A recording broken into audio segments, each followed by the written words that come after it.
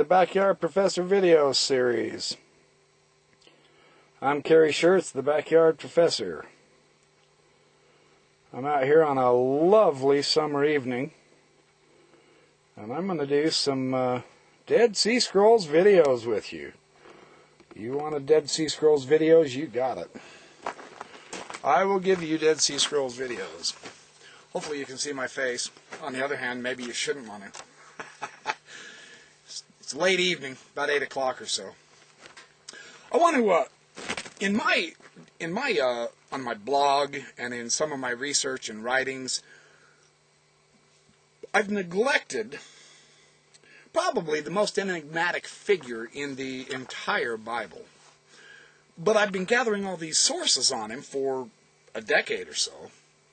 And I want to personally, right now, I'm going to be talking on Melchizedek in the Dead Sea Scrolls, as well as in the Bible, both the Old and the New Testament, as well as in the Book of Mormon. And I want to cover some historical, some mythological, some mystical, religious, legendary. I know I have several articles by scholars who pick a specific aspect of the Melchizedek story in Genesis 14, and they focus on that, Elyon, the god, and things like that. And so, here come the bugs, and I will cover that also. But I really do, I have to thank Dr. William Hamblin of BYU, who's been so gracious in sharing some of his Melchizedek materials with me, and what an absolute putz I've been for not returning them for over a year. I'm sorry, Dr. Hamblin. When I get to the fair conference here next month, I will bring your materials back to you. I've been threatening to mail them to him for a year. He's been extremely patient with me, and I apologize. I don't mean to, I've got to do like Larry the Cable Guy says, I've got to get her done. Here's my Backyard Professor. It's a poor imitation, I agree, but here's my Backyard Professor imitation of Larry the Cable Guy. Yeah, I know, he's crude sometimes, he really is. He overdoes it somewhat, but the guy's funny, I can't help it. We're going to have some fun, we're going to get her done. Okay, that's enough of Larry the Cable Guy. Enough of that. Oh, I'm going to hide my face in embarrassment, man. So, let me talk about Melchizedek. And it's going to take several videos. I've neglected to write about it on my blog and on the internet a lot. I was beginning to write a book on it, and it's an enormous undertaking. And I found that other scholars beat me to the punch. I suppose I could add in the Mormon material and make the book really interesting.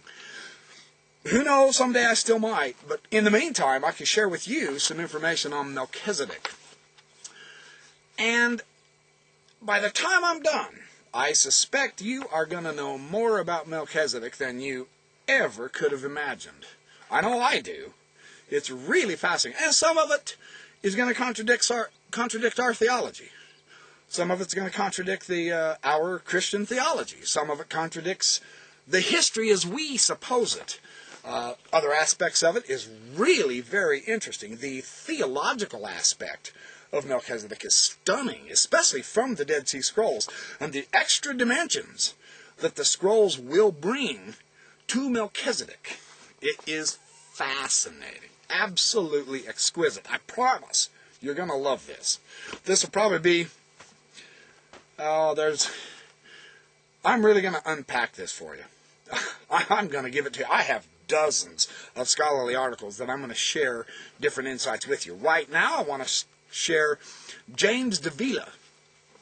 He gave a lecture in 1998 on Melchizedek as a divine mediator.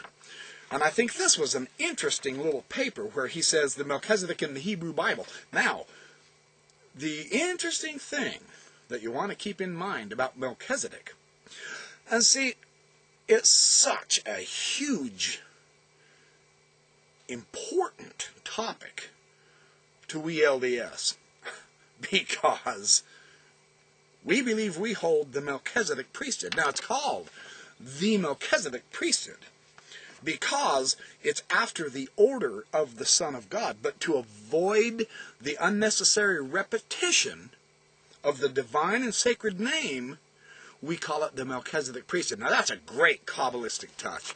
Oh, that is a beautiful Jewish touch. I really like that. That's class. That's classic. Melchizedek is a non-Israelite priest and king of Salem. And he appears 2 places in the Hebrew Bible. Genesis 14, verses 18 through 20, and Psalm 110, verse 4. Now,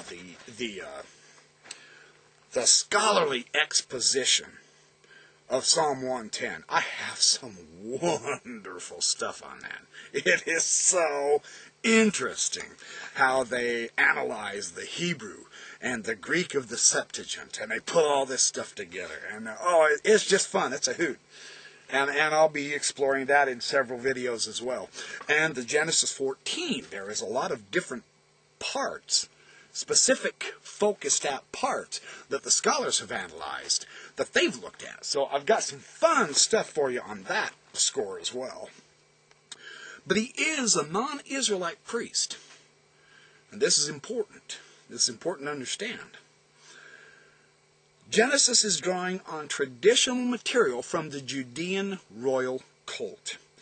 And he says the Psalm 110 seems to indicate that there was a priesthood of Melchizedek which is tied to the Davidic king in the temple cult.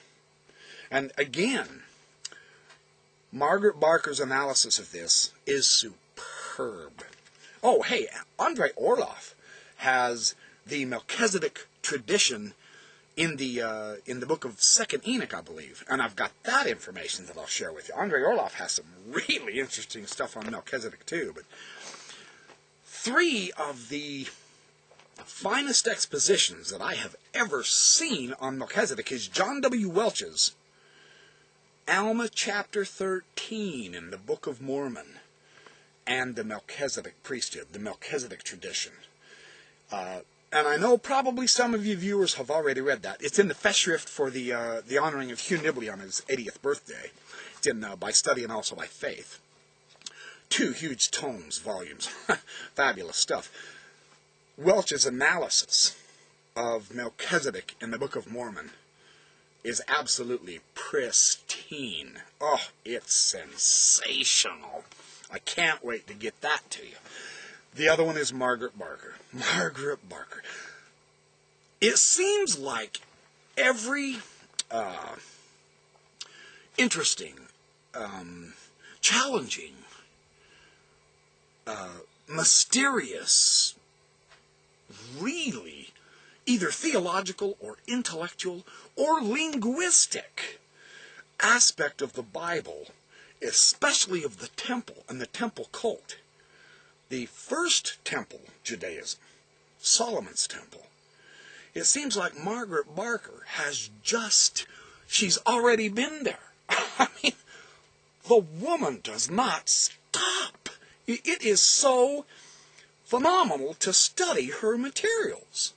So she's really good. John W. Welch, Margaret Barker, and the other one is, I had it right on the tip of my tongue. Horton, I believe Horton, where he wrote an entire book exploring all of the Melchizedek legends, traditions, myths, theologies. Well, and then those are 3. There's more than 3. Come to think of it. I'll get to them. Trust me on this. Anyway, the Psalm 110. Oh, man. Okay, now, he says, I still think that this Melchizedek was a tutelary deity of the Davidic house along the lines of ancestral deification in West Semitic royal cults. Deification, that is the elevation of the human to the divine. Deification, this is one of the main themes in the Dead Sea Scrolls, 11Q Melchizedek.